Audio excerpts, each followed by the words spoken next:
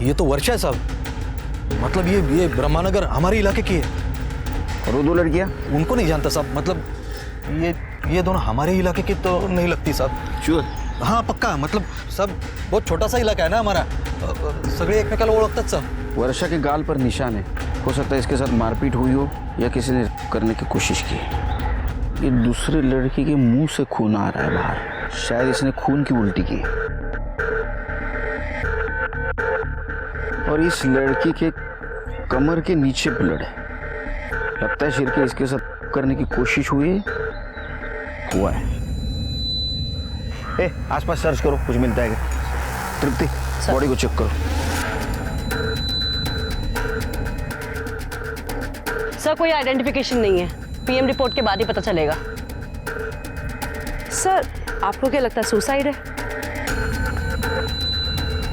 नहीं, अभी तो कुछ नहीं बोल सकते, क्योंकि 3 लड़कियां एक साथ सुसाइड कैसे करेंगी?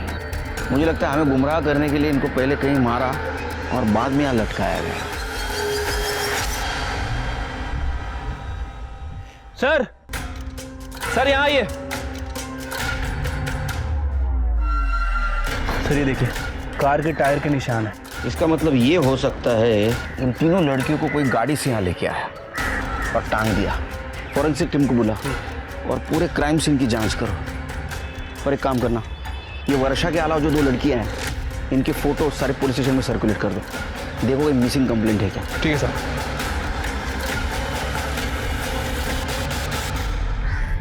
तो बच्चों, बादल से गिरने वाली पानी की हर एक बूंद हर एक के लिए होती है, वो कभी किसी में कोई फर्क नहीं करती, तो हम क्यों करें?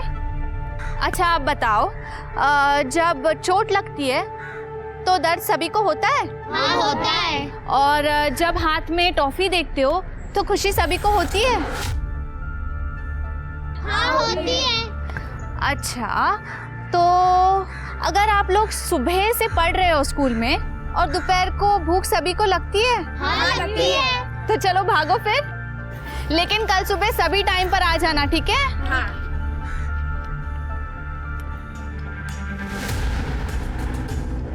सिंधे भाऊ, एक चिंगारी पूरे जंगल को आग लगा सकती है, और ये वर्षा कल आपके खिलाफ इलेक्शन में खड़ी भी हो जाए और शायद जीत भी जाए। इसकी हर एक जीत का फैसला हम करेंगे विजय।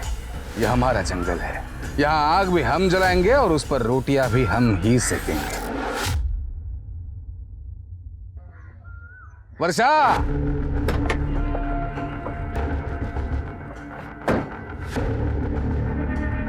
ये जो भी कर रही हो ना, सही नहीं कर रही हो। सही गलत की समझ मुझे आपसे ज्यादा है शिंदे सर। मैं वही कर रही हूँ जो मुझे करना चाहिए। क्या ये हा? ये 4 किताबें लोगों की सोच नहीं बदल सकती। ऐसी सोचना सिर्फ अनपढ़ लोगों की हो सकती। वैसे नसीहत के लिए शुक्रिया। हाय गणेश। क्या बोल रहा था शिंदे? छोड़ना, उसका तो रोज का है। चलना, क्या देख रहा है?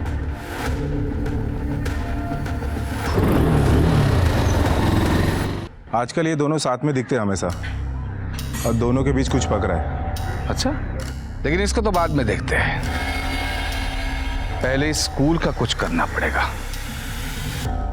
बच्चे लोग चलो, भाग आगे चल, स्कूल खत्म, चल निकल। ये डाल दे सब इधर, ये छोड़ दे सब। सोच बदलेगी, कुछ भी नहीं दिखना चाहिए, चला दे सब। आ जल्दी। क्या किया आपने? हाँ, ये स्कूल फिर बनेगा, किताबें फिर से टेबल पर होंगी। आप ना ये किताबें जला सकते हैं, लेकिन मेरी हिम्मत नहीं, समझा? हाँ तू चल गणेश, लेके जा इसको। हाँ लेके चल। शिंदे साहब माफ कर देना उसको। समझा उसको? ठीक है शिंदे साहब। चल रे।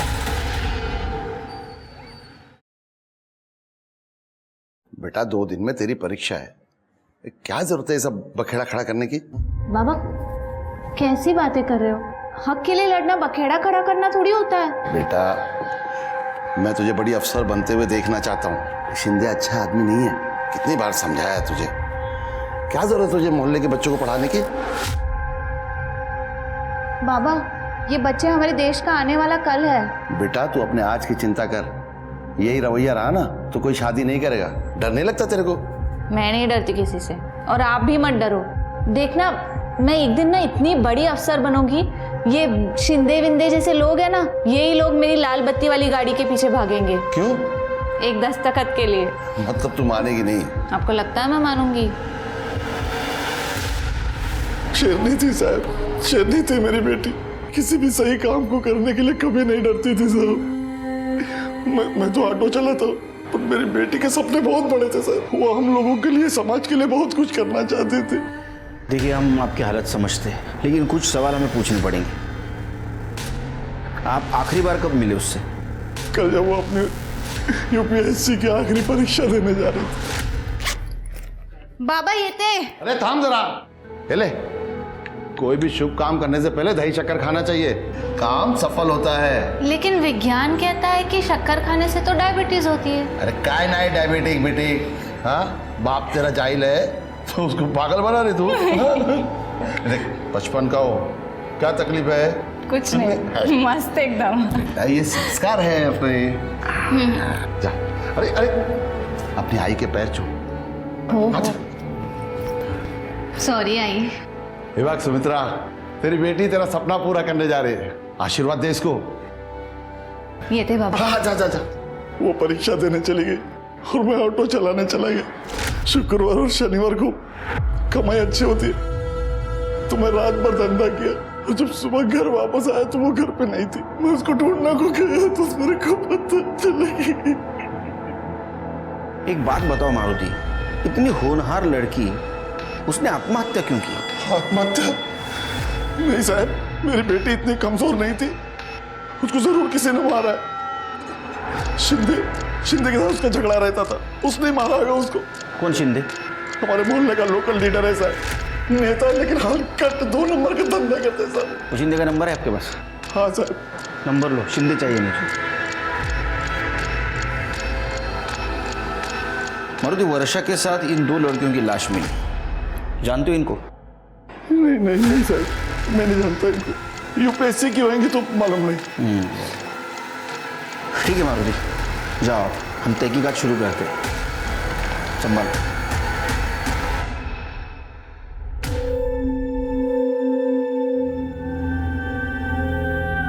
बेटा तूने फिर से स्कूल शुरू किया, तुम मानेंगे नहीं? बिल्कुल नहीं बाबा। बेटा तू समझती क्यों नहीं? कल को कुछ हो गया तेरे को तो ऊपर जाके तेरी माँ को मैं क्या कहूँगा? माँ को बोलना तेरी बेटी शेरनी है, शेरनी, ऐसे गीदड़ों से नहीं डरती।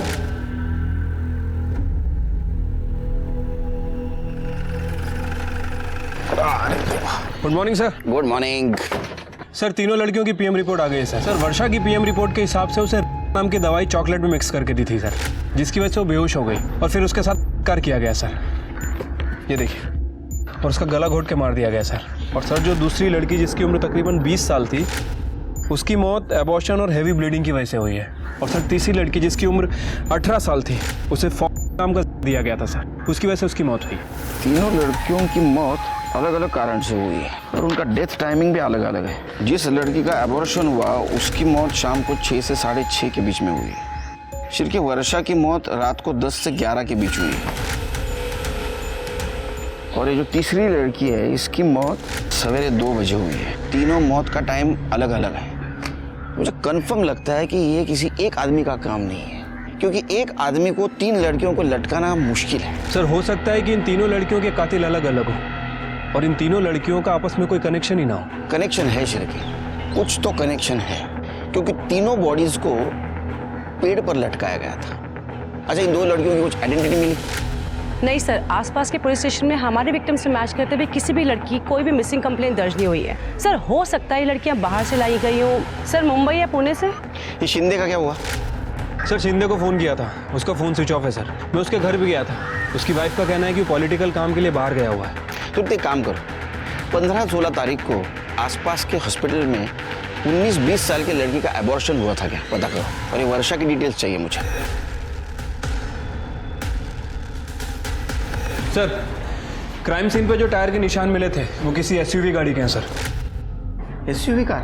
हाँ सर।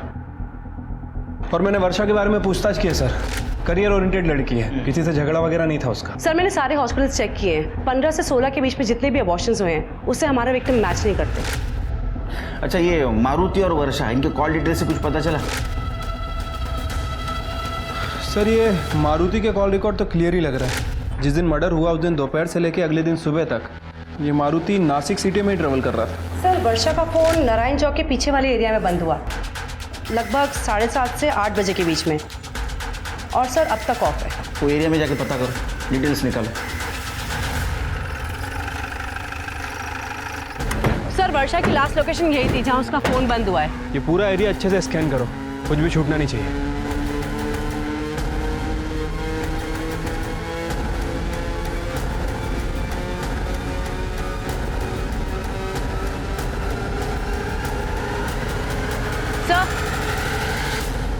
सर ये चॉकलेट का रैपर मिला है। हो सकता है वही चॉकलेट हो जिसे वर्षा खाकर बेहोश हुई थी। एक काम करो, इसे फॉरेंसिक के लिए भेजाओ। सर यहाँ पास में एक घर है। कहाँ पे? इधर ही नजीक ही। चलो चलिए। या तो कड़ी लगी है, सस्पिशियस लग रहा है। विंडो देखो खुली है क्या? हाँ सर, नहीं खुल रही।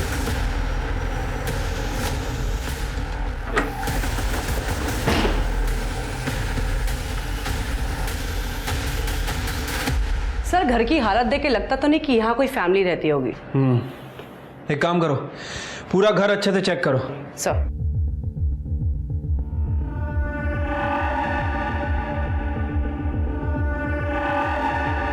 स्मिता ये पकड़ो। सर ये देखिए, लड़कियों के अलग अलग साइज से कपड़े हैं। लगता है वो लड़कियां लाई जाती थी। कड़े फॉरेंसिक को फोन करो, पता तो चले यहाँ चल क्या रहा था। सर। तृप्ति सर ये वर्षा ऐसे सुनसान एरिया में अकेले क्या कर रही थी? सर हो सकता है कि इसको यहाँ पे जबरदस्ती लाया गया हो।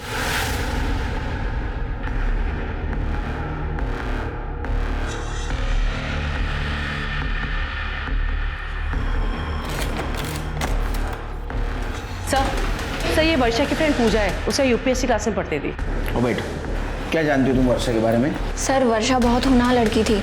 मैं ज़्यादा तो कुछ नहीं जानती उसके बारे में, लेकिन हाँ एक बात पता है, उसका एक अफेयर चल रहा था किसी गणेश नाम के लड़के के साथ। एक बार जब वो उसे लेने क्लास आया था तो उसने मिलवाया था मुझे उससे।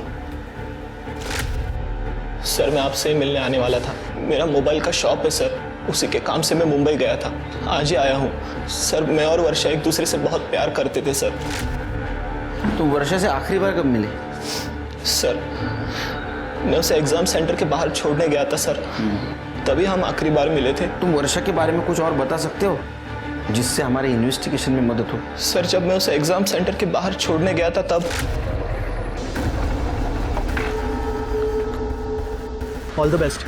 थैंक्स। आज दुकान का माल लेने के लिए मुझे मुंबई जाना पड़ेगा, तो कल मिलते हैं। ठीक है, मैं घर जाते वक्त ऑटो कर लूँगी। ओके। हाय वर्षा। हाय आशीष। हाय। चले? हाँ बाय गणेश। वर्षा तुम्हें पता है ना कैंपस में बाहर वाले अलाउड नहीं है, फिर भी गणेश को बुला लिया तूने। ठीक है, नेक्स्ट टाइम से नहीं बुलाऊंगी। ये आशीष कौन है? सर ये आशीष वर्षा से एक तरफा प्यार करता था, उसके पीछे पड़ा था सर, अच्छा दिखाने का नाटक करता था। मुझे वर्षा ने उसके बारे में बताया था। अच्छा गणेश, ये दो लड़कियों के फोटो देखो, इन्हें कभी देखा है तुमने? नहीं सर। ध्यान से देखो, शायद वर्षा की दोस्त हो। नहीं सर, मैंने इन दोनों को वर्षा के साथ कभी नहीं देखा। अच्छा वो आशीष कहाँ रहता है? हाँ सर ये बात सच है, मैं वर्षा से प्यार करता था, लेकिन मैंने कुछ नहीं किया सर। वो गणेश है ना गणेश, वो जलता था मुझ पे सर। मेरा वर्षा के साथ बात करना उसे जरा भी पसंद नहीं था, और ये बात खुद मुझे वर्षा ने बताई थी। वर्षा मुझे उससे ज्यादा मानती थी और यही बात उससे बर्दाश्त नहीं होती थी सर। उस दिन एग्जाम के बाद कहाँ गए थे? घर गया था सर, माँ की तबीयत खराब रहती है ना, तो सीधा घर जाना पड़ता है। उस दिन वर्षा घर आई थी माँ को देखने, पर 4 बजे तक चली गई थी सर। वो फोटो दिखा इसको। देखा इन दो लड़कियों की इधर? नहीं देखा है सर। सच में नहीं देखा है? नहीं सर। देखो तुम्हारी यूपीएससी के क्लास में या वर्षा के साथ देखा है ना? कहीं नहीं देखा है सर। सर एक मिनट। सर शिंदे कहाँ है? जब मैं ये पूछताछ कर रही थी तब मुझे पता लगा एक विजय नाम का आदमी है। सर उसने एक बार वर्षा के साथ बदतमीजी करी थी। साहब मैं सच कह रहा हूँ साहब, मैंने वर्षा को नहीं मारा, लेकिन एक बार। अरे वर्षा, अरे एक बार बात तो सुन ले वर्षा, आज तेरा हीरो नहीं आया गणेश तुझे लेने के लिए। तुमसे मतलब? अरे एक बार बात तो सुन ले वर्षा, सुन तो ले एक बार बात। देख उसके पास बाइक है, मेरे पास 4 व्हीलर है, साथ में चल ऐश करेगी ऐश। शक्ल देखिए अपनी, चमचा हमेशा चमचा ही रहता है। चमचा किसको बोली? हाँ पैसे दे रहा हूँ। औकात में रहे अपनी। उसने तेरे को चमचा बोला, लाफा मारा। तेरा बाप शिंदे का है? तेरा बाप कहाँ है शिंदे? मुझे नहीं मालूम साहब, मैं सच बोल रहा था। सर हमारी फॉरेंसिक टीम ने उस नारायण चौक के पीछे वाले घर पे चेकिंग की थी सर। उन्हें एक बाल मिला है सर, उसका डीएनए तीनों लड़कियों के डीएनए से मैच करवाया था सर। वर्षा से डीएनए मैच हुआ है। इसका मतलब वर्षा वहां थी। छिड़की सारे इल्जाम इस पे डाल दो, इसका बाप नहीं मिल रहा है ना, ये सुधर जाएगा। नहीं साहब ऐसा मत करो साहब, साहब ऐसा मत करो सर, मैं बताता हूँ साहब। बता। तो वो कहा तो मुझे नहीं मालूम, लेकिन उनका एक दूसरा नंबर है जो हमेशा चालू रहता है। मैंने नहीं मारा साहब वर्षा को, मैंने नहीं मारा, वाकई नहीं मारा साहब। पॉलिटिक्स में काम करता हूँ साहब, कैरेक्टर तो साफ रखना पड़ता है ना। वो नारायण चौक के पीछे वाले एरिया में तेरा घर है ना? हाँ, वहाँ लड़कियों के कपड़े मिले अलग अलग साइज के, दुकान लगाया था वहाँ। हाँ, वर्षा को वहाँ लेके जाके कांड किया ना तूने? नहीं साहब, वर्षा के साथ मैंने कुछ नहीं किया सर। मैं तो नासिक में था ही नहीं 3 दिन। मैं पुणे गया था, मैं पार्टी की मीटिंग थी। तो यहाँ क्या लिखा है? यहाँ क्या लिखा है? कुछ नहीं। पुलिस। हाँ, तेरा फोन बंद क्यों था? साहब बीवी घड़ी घड़ी फोन करके परेशान कर देती है, इसलिए मैं फोन बंद रखा था सर। पूना में भी नहीं था मैं। तो कहाँ था? अलीबाग में था, मेरा फार्म हाउस है ना उधर किसी के साथ। किसके साथ था? जूली। क्या कर रहा था वहाँ? इमेज साफ कर रहा था तेरी? वो भी साहब। मैं नंबर देता हूँ ना आपको साहब। मला का नंबर देते तू? आप उसे फोन करके एक बार बात कर लो ना साहब, वो बता दे कि मैं उसके साथ था, इसलिए मैं। सर उन दोनों लड़कियों का पता चल गया सर। हाँ सर, जिसका अबॉर्शन हुआ था उसका नाम आरती जादव है सर, और दूसरी लड़की का नाम निशा जादव। ये दोनों ही सगी बहन है। इनके फादर का नाम तुकाराम जादव है सर। तुकाराम जादव को बुला। साहब काय झालं? मुझे यहाँ क्यों बुलाया साहब? तुकाराम, आपकी 2 बेटियां हैं ना, कहाँ है वो? तुकाराम, हमें पेड़ से लटकी हुई 2 लड़कियों की लाशें मिली है। शिरकी,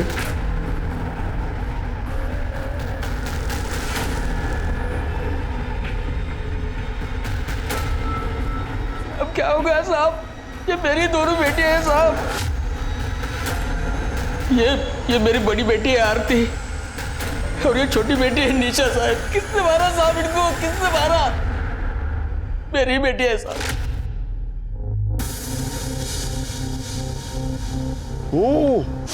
अरे वाह, बहुत बढ़िया खुशबू आ रही है।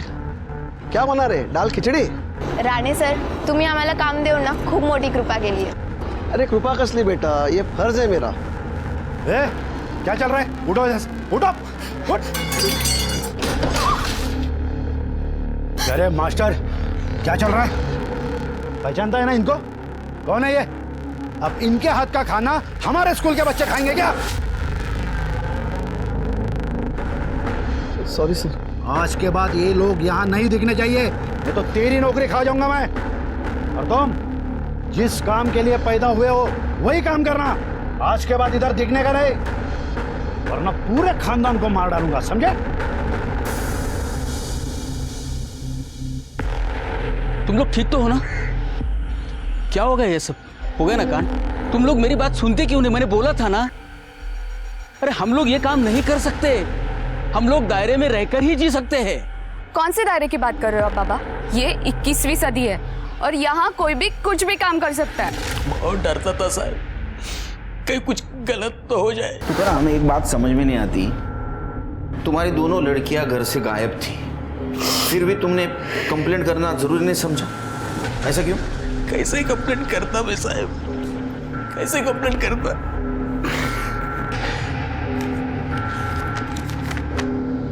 मैं अपने मर्जी से घर छोड़कर जा रही हूँ, मुझे ढूंढने की कोशिश मत करना।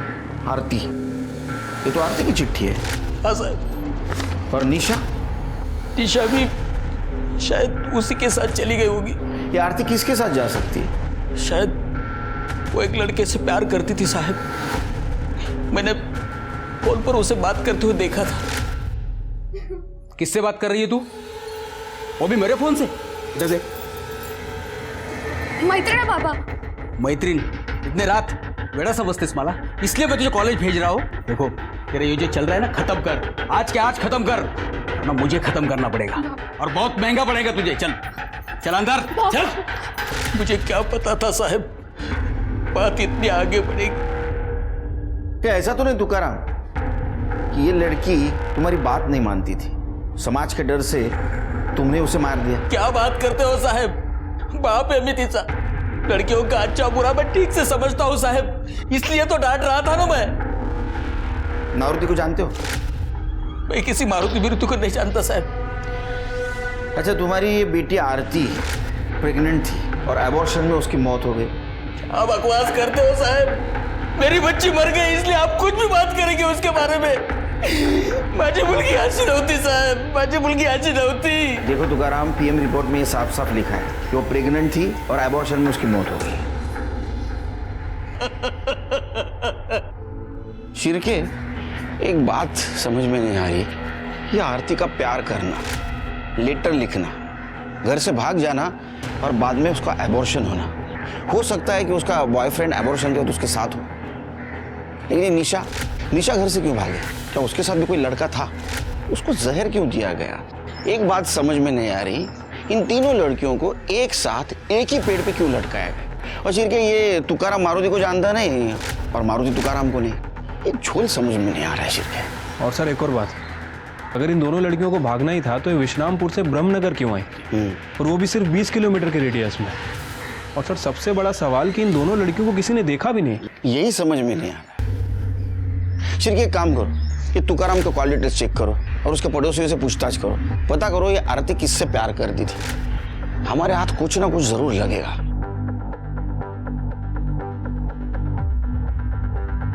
साहब, आरती का चक्कर शायद उसके बाप को पता चल गया था, इसलिए बड़ी हड़बड़ी में उसने आरती की शादी तय कर दी थी। और साहब, वो लड़के को मैंने देखा था, दिमाग से थोड़ा कमजोर लग रहा था। पापा रुक जाइए। हाँ बेटा, क्या हुआ? अरे हाँ बेटा, लाते उसे घर पे लाते। काका ना बाय कर, काका ना बाय कर। बस बेटा, गुड़िया बेड लगा। अरे तुकाराम, कौन थे ये लोग? अरे खान, आरती को देखने लड़का आया था, बहुत बड़े लोग हैं, भगवान की कृपा हो गई ना तो जल्दी ही शादी हो जाएगी। उसके बाद आरती कभी कभार घर से बाहर निकलती थी। तुकाराम, तुमने कुछ बातें छुपाई हमसे, तुमने ये नहीं बताया तुम्हारे लड़की की शादी तय हुई थी। क्या बताता साहब, जिस दिन मैंने आरती को उस लड़के के साथ फोन पर बात करते हुए पकड़ा था, उसके दूसरे ही दिन मैंने नरेंद्र जी और उसके बेटे शिव को बुलाया था। ये देखो आ गई, ये माझी मोटी मुलगी आरती और ये छोटी निशा। आपकी बेटी बहुत सुंदर है तो कर। क्यों शायद? हाँ आवड़ लेना तुला? हाँ मुझे बहुत पसंद है। अरे क्या करते हो? ऐसा नहीं करो, छोड़। अरे हाँ मिल जाएगा ना मुझे। एक मिनट चाय गिर जाएगा, अंकल से बात तो करने दो। ताई, तू ये शादी नहीं कर सकती, देखा ना कैसा लड़का है वो। जी मैं आया, एक मिनट। काय झालं? तुम्ही आत का आलात? बाबा, आप ये क्या कर रहे हो? नरेंद्र जी को जबान दी है मैंने, समझे? शादी क्यों तय की? सर मारू नका सर, सांगतो सर। साहब वो मुझे पैसे मिलने वाले थे, निशा की शादी करने वाला था। अगर मैं जल्दी नहीं करता तो आरती कुछ कर बैठती, ऐसा टेंशन था मुझे, इसलिए मैंने उसकी शादी जल्दी तय कर दी। तो लड़की के अफेयर के बारे में पता चला तो उसकी शादी तय कर दी, और लड़की के बारे में पता चला तो उसको मार दिया। हाँ, सबसे बड़ा मोटिव तो तुम्हारे पास है। सर मैं ऐसा क्यों करता? मैं बाप हूँ उसका, मैं जो भी कर रहा था उनके भले के लिए कर रहा था, जबकि जान मेरी अटकी है। तुम्हारी जान अटकी मतलब? तो नरेंद्र जी मुझे धमका रहे, पैसे दिया और लड़की भाग गया, पैसे वापस कर धमका रहे मुझे। नरेंद्र कहाँ रहता है? अरे सर, शादी तय हुई थी, हुई नहीं थी, मुझे सिर्फ मेरे पैसों से मतलब है। अब लड़की भाग गई है तो तुकाराम को मेरे पैसे देने पड़ेंगे। देख, तेरे घर के 15 मिनट की दूरी पर आरती और निशा की बॉडी मिली है, वो भी लटकी हुई। ये कोइंसिडेंस तो नहीं हो सकता? क्या मतलब? मैं समझा नहीं। हमने इंफॉर्मेशन निकाली, तेरे लड़के की शादी तय हुई थी आरती से पहले एक लड़की के साथ, वो भी टूट गई थी। अरे सर, उस लड़की का कैरेक्टर ठीक नहीं था। कैरेक्टर तेरा ठीक नहीं है? हाँ, जब वो लड़की तुम्हारे घर पे आई तो तूने उसके ऊपर हाथ डाला, ये बात उसके घर वालों को पता चली, इसलिए उन्होंने ये शादी तोड़वाई थी। सर ये झूठ है सर। ये सच है, हमें पता है। तेरा लड़का मेंटली रिटायर्ड है। तो आरती को तू बहू बना के लाने वाला था और उसको तू तेरे हवस का शिकार बनाने वाला था। आई शपथ सांगतो मी काय केलं नाही सर। तूने क्या किया और क्या नहीं किया ये हम पता करेंगे। कर ले, चल घेऊन जा। अरे मैंने कुछ नहीं किया सर, सुनो तो मेरी बात। शिर्के, आरती के मर्डर के दिन ये नरेंद्र कहाँ था पता करो, उसकी सारी डिटेल्स चाहिए मुझे। ठीक है सर। सर आरती के पास तो मोबाइल ही नहीं था। सर ये देखिए, आरती के फादर तुकाराम की कॉल डिटेल है सर। पिछले 6 महीने में रात को 12 बजे के बाद इस नंबर से बात होती थी। सर जिस रात आरती का मर्डर हुआ था तुकाराम को उस रात भी इस नंबर से कॉल आया था। किसका नंबर है ये? सर ये नंबर राजेश ठाकुर का है, जयदेव ठाकुर का बेटा। सर जयदेव ठाकुर वही जिसने आरती और निशा का मिड डे मील वाला काम बंद कराया था। राजेश ठाकुर? शिर्के पता करो, राजेश ठाकुर इतनी देर रात तुकाराम से क्या बात करता था? सर मैं तुकाराम काका को नहीं, उनकी बेटी आरती को फ़ोन करके बात करता था। सर आरती और मैं, हम दोनों एक दूसरे से बहुत प्यार करते थे, लेकिन रघु भाऊ हमेशा मेरे साथ होने के। रघु भाऊ मेरे पापा के लिए काम करते हैं, वो हमेशा साथ रहते थे, इसीलिए हमारा मिलना जुलना बहुत मुश्किल था। इसीलिए मैं और आरती हमेशा नासिक के बाहर, मतलब कभी गार्डन में, कभी यहाँ वहाँ ऐसा मिला करते थे। सब ठीक चल रहा था सर। सब कुछ सही चल रहा था तो ऐसा क्या हुआ ये सब बिगड़ गया? सर एक दिन मुझे आरती ने मिलने बुलाया था। अरे आरती, अरे कहाँ थी तुम? कब से इंतजार कर रहा था। अब वो सब छोड़ो, मैं तुम्हारे लिए कुछ लाया हूँ। सोने की चेन। मुझे चैन की नहीं, मंगलसूत्र की जरूरत है राजेश। मतलब? प्रेग्नेंट हूँ मैं। अरे पप्पा मार डालेंगे मुझे।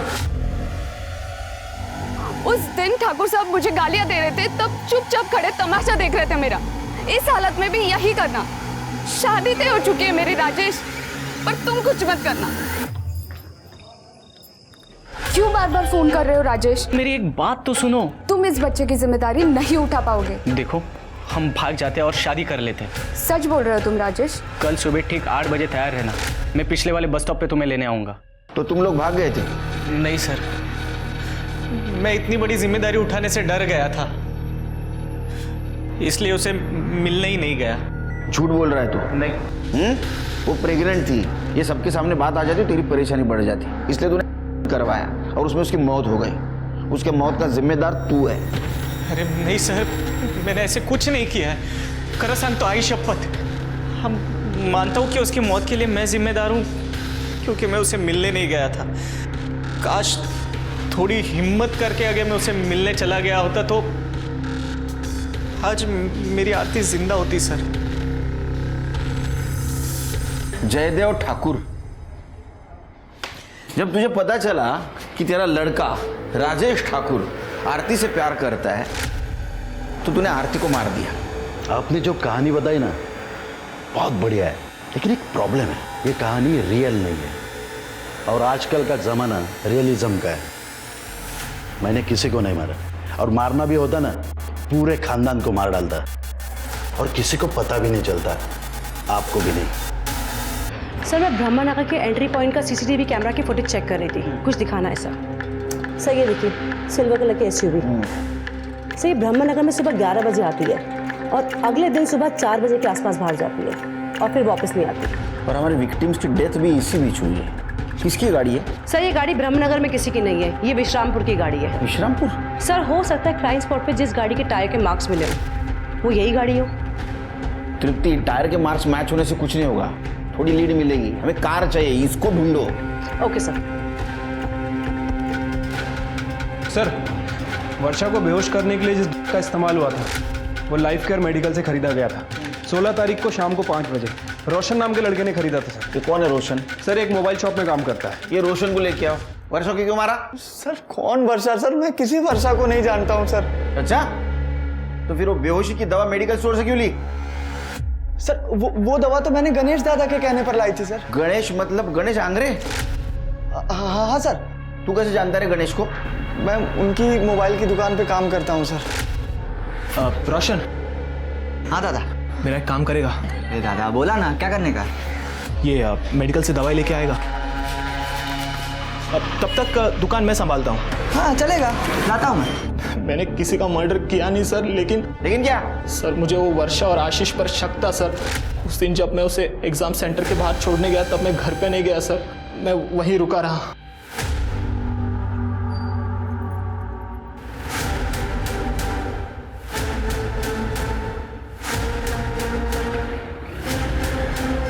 ए आशीष,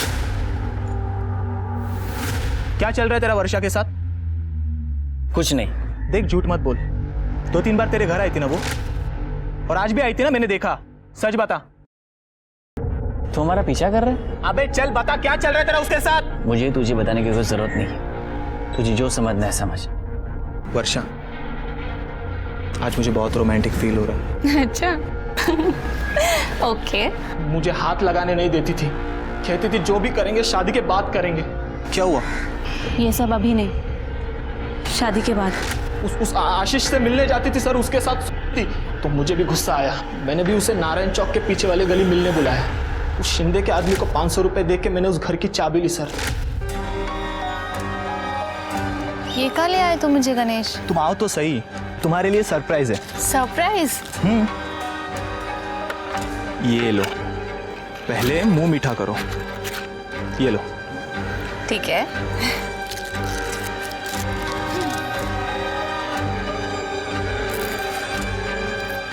अच्छा है ना? वर्षा, मुझे मुंबई में जॉब लग गई है। सच्ची? हाँ। गणेश, कांग्रेचुलेशंस गणेश।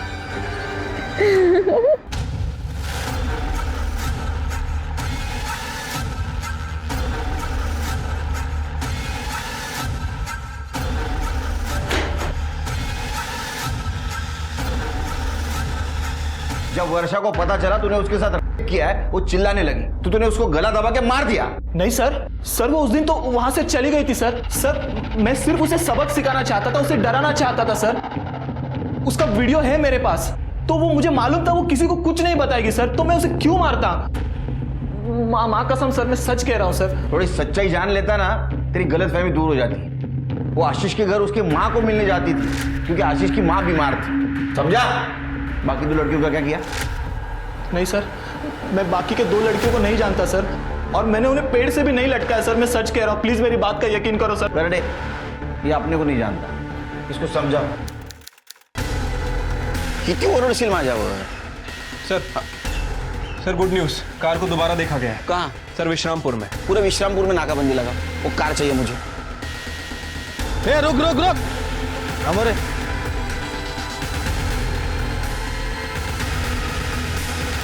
देख, उस बॉडी में 3 लड़कियों के ब्लड के ट्रेसेस मिले। इससे तो जाहिर होता है कि वर्षा, आरती और निशा की बॉडी उस गाड़ी से लाई गई थी। अब सच बता, वरना ये शिरके। साहब मारो, साहब बोलता हूँ साहब, मैंने जो कुछ किया वो जयदेव साहब के कहने पे किया, क्योंकि उस रात जब राजेश आरती से बात कर रहा था कॉल पे। कल सुबह ठीक 8 बजे तैयार रहना, मैं पिछले वाले बस स्टॉप पे तुम्हें लेने आऊँगा। तो जयदेव साहब ने सब कुछ सुन लिया था। पापा किससे बात कर रहा था? जिस लड़की के हाथ का खाना स्कूल के बच्चों को मैं खाने नहीं देता, उसी लड़की को तो अपनी घर की बहू बनाना चाहता है। इस रूम के बाहर नहीं निकलने का। पापा ऐका ना, पापा मोबाइल तो दे दो पापा। रघु, उठा ले उस लड़की को, सुबह 8 बजे आएगी वो बस स्टॉप पे, लेकर जा, कहीं भी करवा दे, जो भी होगा मैं देख लूंगा। हाँ रघु दादा। सुन मोहसिन, एक करवाना था, बिना किसी को पता चले। शांता नाम की एक औरत है, लेकिन उसने ये काम छोड़ दिया है। तो अब? हाँ, लेकिन एक आदमी है जो तुम्हारा काम करवा सकता है। काम हो जाएगा आपका, लेकिन पैसे लगेंगे। पैसे मिल जाएंगे। आप लड़की को लेकर आ जाओ शांताबाई के घर पे। अपना ख्याल रखना चाहिए, और तू बाबा का बोल। मैं बाबा को संभाल लूँगी, तो चिंता मत कर। हाँ, अच्छे से रहना। हाँ, तो भी ध्यान रखना।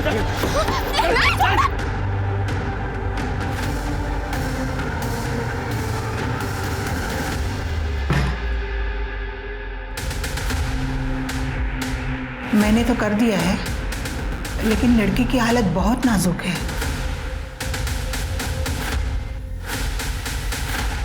अबे ये तो मर गई है। क्या? अब क्या करे? क्या करूं मतलब? जंगल में फेंक देगा बे। सेठ और एक गलती हो गई है। वो आरती और निशा बस स्टॉप पे साथ में खड़े तो हमने दोनों को उठा लिया, उसको बाजू के रूम में बंद कर दिया है। मत मारी गई है तेरी, एक काम ठीक से नहीं कर पाता।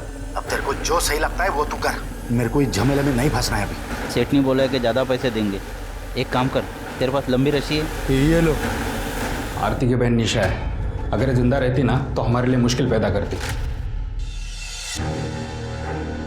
वर्षा को क्यों मारा? और तेरे को मदद करने वाला आदमी कौन था?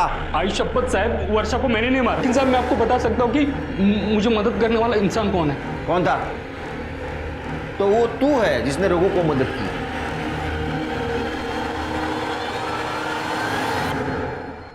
मौसी ने नंबर दिया था आपका। काम हो जाएगा साहब, लेकिन पैसा लगेगा। ये बता, वर्षा को किसने मारा? बताता था, उस दिन रघु ने मेरे को जब रस्सी लाने भेजा था तो वर्षा। गणेश ने मुझे कोई चॉकलेट खिलाया, उसमें शायद कुछ था। मैं खाकर बेहोश हो गई और उसने मेरे साथ जबरदस्ती की। बाबा सुन बेटा, देख हमारी इज्जत का क्या होगा बेटा।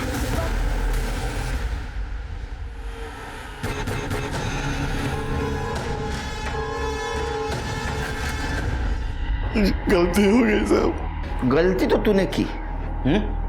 सिर्फ एक बात पता नहीं चल रही है कि उस रात तेरा मोबाइल लोकेशन नासिक सिटी कैसे था? वो दिन मैं रिक्शा भाड़े पे दिया था, उसके पास मोबाइल नहीं था तो मैंने अपना मोबाइल दिया कि कभी जरूरत पड़ेगा तो उसको कांटेक्ट करेगा। अब तेरे को कोई कांटेक्ट नहीं करेगा, सर जेल में। फिर के जयदेव ठाकुर चाहिए मुझे। जयदेव और रघु को आरती और निशा के कत्ल के इल्जाम में गिरफ्तार किया गया। वहीं मारुति को वर्षा के कत्ल के लिए और गणेश को वर्षा के बलात्कार के लिए गिरफ्तार किया गया। स्वतंत्र भारत ने सबको समान अधिकार दिए हैं। व्यक्तिगत स्वतंत्रता यानी इंडिविजुअल फ्रीडम हम सबका हक बनता है। लेकिन आज भी समाज के डर से होने वाले अपराध हमारे देश की एक बहुत बड़ी समस्या बने हुए हैं और इससे लड़ने के लिए हम सबको मिलकर जिम्मेदारी लेनी होगी। हमारे आसपास के लोगों की मानसिकता बदलनी होगी। तो अब मैं दिव्यांका त्रिपाठी दहिया लेती हूँ आपसे विदा। फिर मिलूंगी क्राइम पेट्रोल सतर्क के एक नए एपिसोड के साथ। तब तक आप अपना ख्याल रखिए, सुरक्षित रहिए और देखते रहिए क्राइम पेट्रोल सतर्क। जय हिंद।